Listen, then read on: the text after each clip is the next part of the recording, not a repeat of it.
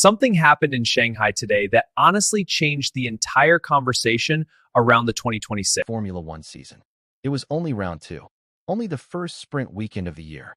And yet, by the time George Russell crossed the line in sprint qualifying, the paddock had a very different feeling about how this championship is going to look for the rest of the year. Russell didn't just take sprint pole in China. He dominated it.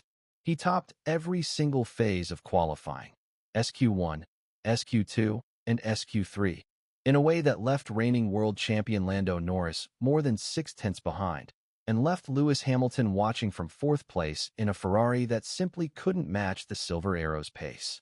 So here's the real question the paddock is asking right now. Is Mercedes already in a different league under these 2026 regulations? And can anyone, Hamilton, Norris, Leclerc, genuinely close that gap before this season slips away? So here's what happened. The Chinese Grand Prix weekend is the first sprint format event of 2026, which means every team arrived in Shanghai with just one practice session to understand their car before sprint qualifying. 1 hour. That's it. No second chances, no time to correct major mistakes.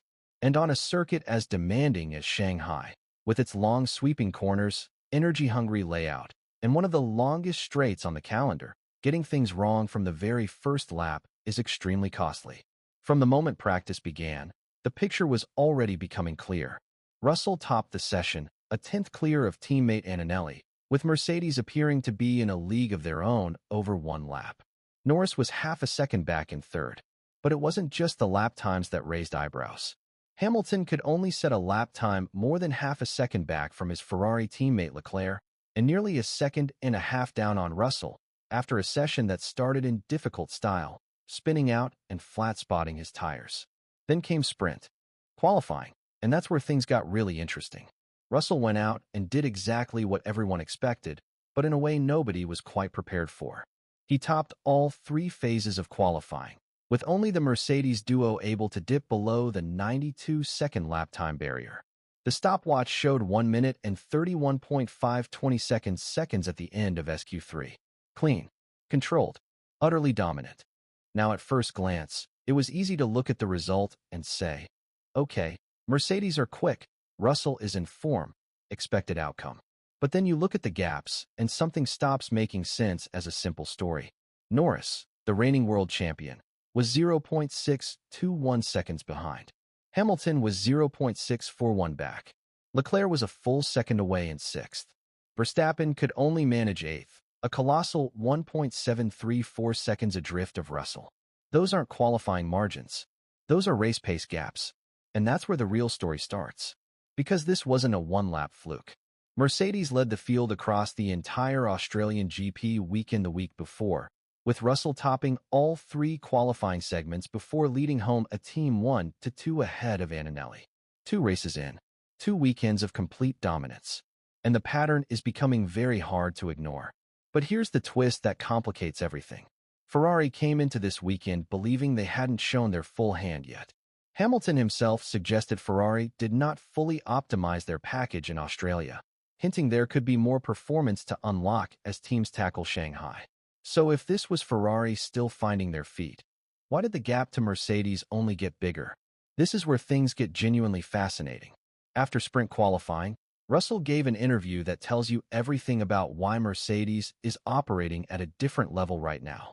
Russell said, "The car's been feeling amazing. We knew after Melbourne we had a really good car, the engine's performing really well, and today was a real joy to drive." A joy to drive. That phrase matters enormously in Formula One, because on the other side of the garage comparison, Hamilton had a very different Friday. His session started with a collision with Norris, a spin, flat-spotted tires, and a scrambled practice run that left him out of rhythm for most of the hour.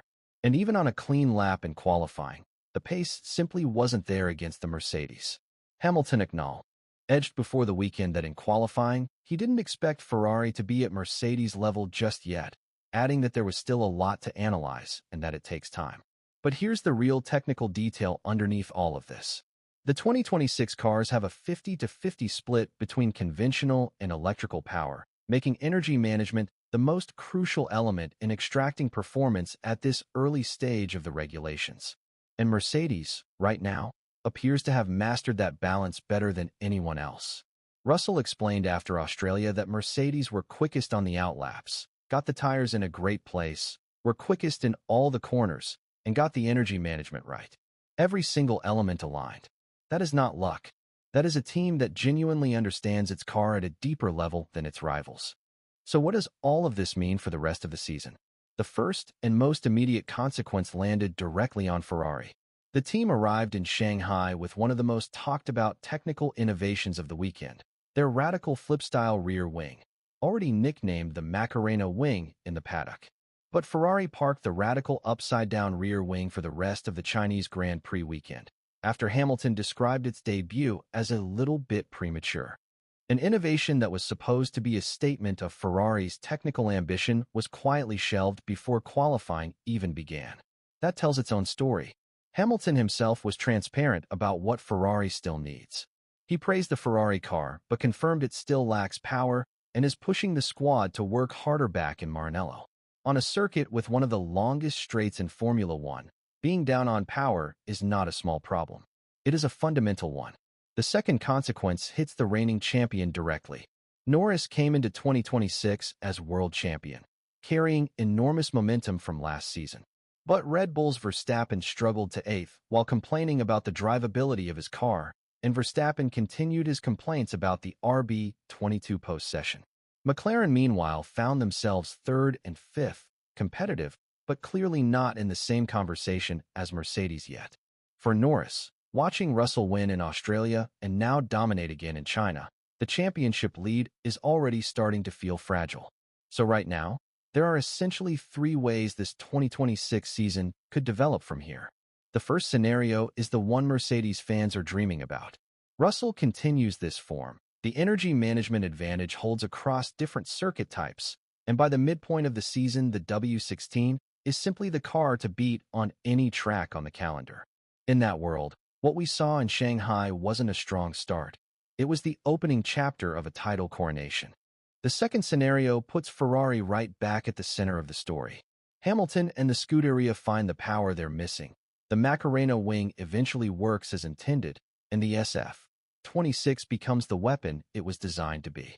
Ferrari genuinely believed after Australia that they hadn't shown everything yet. If that development acceleration happens quickly, the gap from Shanghai could close dramatically over the next few races, and suddenly Russell has a real fight on his hands every single weekend. The third scenario is the one that should genuinely worry every rival team. Mercedes has already won Australia and now leads every session in China. If their understanding of the 2026 regulations, particularly the energy management side, is as far ahead as it appears, then every upgrade they bring will compound their advantage rather than simply maintain it. Russell already said the car feels like a joy to drive. When a car is easy to develop and easy to drive, that combination historically produces championship dominance. Ask anyone who remembers 2014 to 2021. So now the question that's genuinely hanging over this entire weekend is simple but enormous. Is Mercedes already too far ahead for anyone to catch in 2026? Or are we only seeing the beginning of a development battle that could still completely reverse the order by the summer? Because Hamilton is pushing Ferrari hard behind the scenes, Norris has the talent to close any gap when given the right tool. And Verstappen, when he eventually stops complaining about his Red Bull and starts solving it, has never been someone you can simply write off. If you made it this far, you already know that Formula One is never just about speed. It's about who solves the puzzle first, and right now, Mercedes are the only team in the building who even know where all the pieces are. So now I'm curious, do you think anyone can actually stop Russell and Mercedes this season? Or is the 2026 championship already decided? Let me know your thoughts in the comments below.